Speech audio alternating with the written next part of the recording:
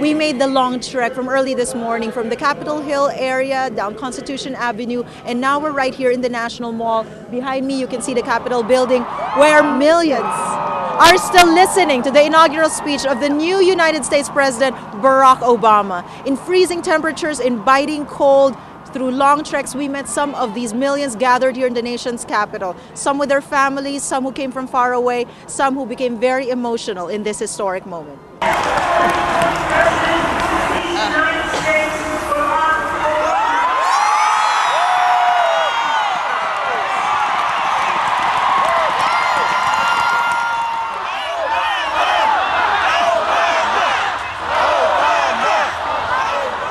On this day, we come to proclaim an end to the petty grievances and false promises, the recriminations and worn-out dogmas for far too long to strengthen our politics. Remain a young nation. In the words of Scripture, the time has come to set aside childish things. We're here with the Jansen family all the way from Los Angeles. Now, is this your first inauguration trip that you went all the way out here to D.C.? Why was it so important? Well, because we support Obama and we believe in his vision of hope, and we're here to honor our first African-American president, so we're very excited. Ali, who do you want to see? I want to see Obama. What do you know about him? I know that he's black and he's going to become president today.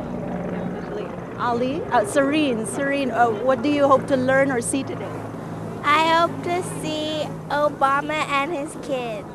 We caught up with these two Washington residents, Washington D.C. natives, Sun Bin Song and Wonok Kim. Wonok, tell us why it was important for you and your friends, for you and Sun Bin, to be here today in this inauguration. First of all, I'm not actually a U.S. citizen, but during the election campaign, I was so much inspired by Obama's speech to the extent he made me feel like I really want to be a U.S. citizen. So now I'm kind of trying to apply for the citizenship. What do the Korean community members feel about this new president? I think in general, Asian Americans aren't that active in the political politics of America because maybe they don't feel like they're included. And I think Barack Obama is someone, in the Bush years, he made a lot of people feel excluded from politics. But I think Obama is someone that made even Asian Americans inspired and feel like they were part of the political voice. The museum we're in right now, the American Indian Museum, has wonderful relationships with native media all over the country. And whether that's through websites or through TV broadcasts or radio broadcasts, I think we hope that that's how we reach people. So we want to reach people where they live and who they are, and do that with partnerships through our museums. We're speaking with Dr. Rex Ellis of the soon-to-be-constructed National Museum of African American History and Culture. Good morning, Dr. Ellis. Good morning. Good to be here. It's a chilly morning, but what a wonderful occasion. What a wonderful occasion. We have been seeing crowds all over from the Capitol Hill area, and now they're gathered right in front of the National Mall, right in front of the Capitol steps. And Dr. Ellis, how significant is this moment to African American history? Well, I think that it for my lifetime, this is the penultimate. I think from my grandmother to my father, who is in an extended living facility now, who's not able to be here, it represents a history, a history of struggle that is just wonderful to see in terms of the culmination of what is possible for all Americans in America. At New America Media, we look at the future of ethnic media through the lens of where Spanish language media is. So how do you see that? How do you see the role of Spanish language media in the America that is now going to start? Well, we have a new America starting today. We have a president whose father was an immigrant. We have a president whose sister is Asian American, who's biracial himself. And so I think that the role of Spanish language media and all ethnic media in America is to interpret our new American reality for our listeners, our viewers, our readers, many of whom aren't that familiar with our way of government. It's very different. It's a unique thing when you can get up there and have a change of power and no bullets are flying and there's an orderly process. People respect the rule of law. Yeah, we're a technology company, and we do a lot of work with political candidates, nonprofit, and advocacy organizations.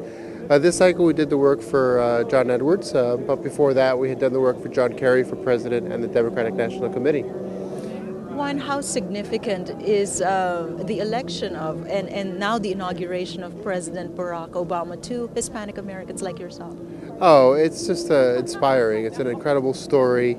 And really provides hope for everybody. You know, we hope to follow in his footsteps. We hope to have a Latino president one day, but we had a Latino candidate in Bill Richardson, and that was an inspiration for us as well.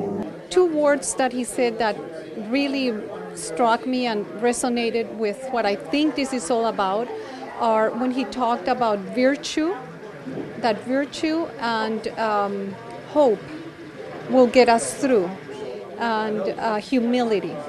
Yeah, virtue and humility were the two words, and I think that that's what makes him such a special person, because he understands those values that are so important, you know, to everybody. We're here with a group of high school students that have gathered here in the atrium of the National Museum of the American Indian. Tell us the schools that you come from in the cities.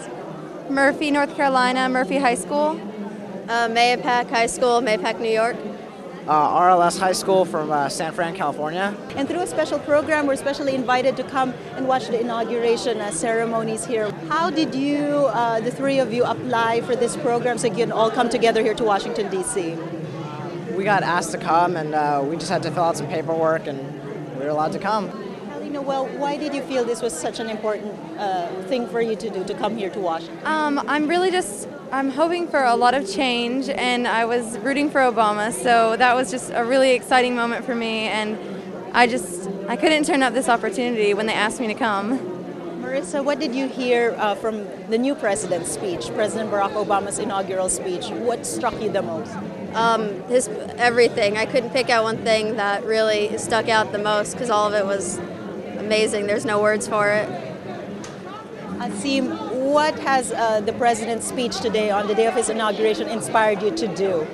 It inspired me to believe that he's really going to change things. That he's really determined to fix all the problems that we have in this country, and it doesn't seem like he's going to rest until they are solved. My name is Sonia Jones, and I'm from Piscataway, New Jersey. I know some of the things that my ancestors have gone through, my father and my mother and all of my family members, and it's just so important for me to be here. I've never been to visit the Capitol, the White House, or anything, but it's just so important to be here. I hope to hear how he's going to change America, because as I drive around, even in my neighborhood, I see foreclosure signs, and I know that people have worked so hard, to get what they have, and now it's all been taken away, not by their own fault, but just the way things happen with the economy. Why is this such an emotional moment for you, Sonia? Why is this touching you so deeply? Because I'm witnessing what people are going through, some of my family members, and like I said, people are losing everything, and it's just something has to change.